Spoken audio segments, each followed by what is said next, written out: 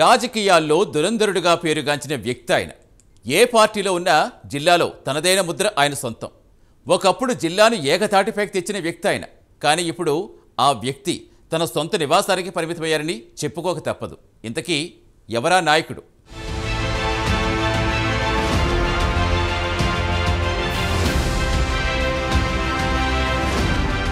శ్రీకాకుళం జిల్లాలోని వైసీపీ పేరు ప్రస్తావించగానే ఠక్కున గుర్తుకొచ్చేది సీనియర్ నేత ధర్మాన ప్రసాదరావు. వైసీపీ అనే కాదు, కాంగ్రెస్ హయాంలో కూడా శ్రీకాకుళం జిల్లాలో చక్రం తిప్పిన చరిత్ర ఆయనది. కాంగ్రెస్ హయాంలో రాజశేఖర్ రెడ్డి మంత్రివర్గంలో మంత్రిగా పనిచేశారు. ఆ తర్వాత ఆయన కుమారుడు జగన్మోహన్ రెడ్డి మంత్రివర్గంలోనూ మంత్రిగా, డిప్యూటీ సీఎంగా పనిచేసిన సీనియర్ నాయకుడు.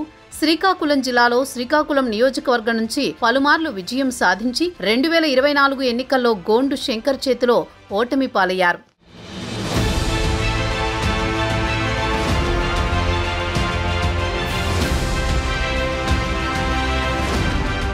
వెలమ సామాజిక వర్గానికి చెందిన ధర్మాన ప్రసాదరావు ఓటమి లేని వ్యక్తి అని జిల్లావాసులు చెబుతుంటారు. గతంలో జగన్ ప్రభుత్వంలో రెవెన్యూ శాఖ మంత్రి పదవి ఇచ్చినా తనలో ఏదో కోల్పోయిన భావనతో ఉండేవారట. గతంలోనే జగన్మోహన్ రెడ్డికి తాను రాజకీయాల నుంచి రిటైర్మెంట్ తీసుకుంటున్నానని ధర్మాన చెప్పారట. అయితే ఈసారి అనగా 2024 ఎన్నికల్లో పోటీ చేయమని జగన్ చెప్పడంతో పార్టీ అధినేత మాట కాదనలేక 2024 ఎన్నికల్లో పోటీ చేసి ఓటమి చెందారు. ఆ తర్వాత ఆయన సైలెంట్ అయ్యారు. దీంతో ధర్మాన రూటు మారుస్తారని టాక్ బలంగా జిల్లాలో వినిపించింది. పార్టీ అధిష్టానం ఏ కార్యక్రమం చేసినా ధర్మాన పాల్గొనడం లేదు. రాష్ట్రంలో సీనియర్ నేతగా జిల్లాలో చక్రం తిప్పిన రాజకీయ నాయకుడిగా ఉన్న ధర్మాన తన సొంత నివాసంలో మౌనంగా ఉంటున్నారు. ఇదిలా ఉంటే పార్టీకి సంబంధించి ఎటువంటి కార్యక్రమాల్లో పాల్గొనడం గాని, నాయకులు కార్యకర్తలకు సంబంధించిన ప్రైవేటు కార్యక్రమాల్లో సైతం పాల్గొనడం లేదు. జిల్లాలో తనకంటూ ఓ ముద్ర వేసుకున్న ధర్మాన మౌనంగా ఉండడంతో తన క్యాడర్ అంతా ఢీలా పడుతున్నారు. తదుపరి కార్యాచరణ ఏం చేయాలనేది క్యాడర్ కు తెలియడం లేదు. ఎన్నో మార్లు ధర్మానను కలిసేందుకు వెళ్లినా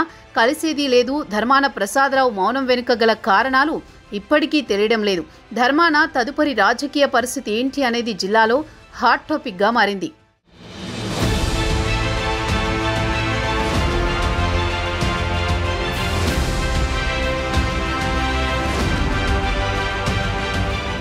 భవిష్యత్తులో ఎటువంటి రాజకీయ పరిణామాలకైనా ఆస్కారం ఉంది. బలమైన సామాజిక వర్గ నేపథ్యం ఉన్న ధర్మాన వంటి నేతలు ఎక్కడున్నా తమదైన ముద్ర వేస్తారనడంలో సందేహం లేదు. అయితే ఇప్పటికే జిల్లాలో సీనియర్ నాయకులుగా ఉన్న తమ్మినేని సీతారాం, మంత్రిగా పనిచేసిన సీదిరి అప్పలరాజులు ఉన్నారు. వీరు పార్టీ కార్యక్రమాల్లో తిరుగుతున్నప్పటికీ ధర్మాన మాత్రం ఏ కార్యక్రమాల్లో పాల్గొనకపోవడం ఆశ్చర్యానికి గురిచేస్తోందని చెప్పవచ్చు. మరి రానున్న రోజుల్లో ధర్మాన ప్రసాదరావు మౌనం వీడకపోతే జిల్లాలో వైసీపీ కనుమరుగవడం తప్పదు అంటున్నారు రాజకీయ విశ్లేషకులు.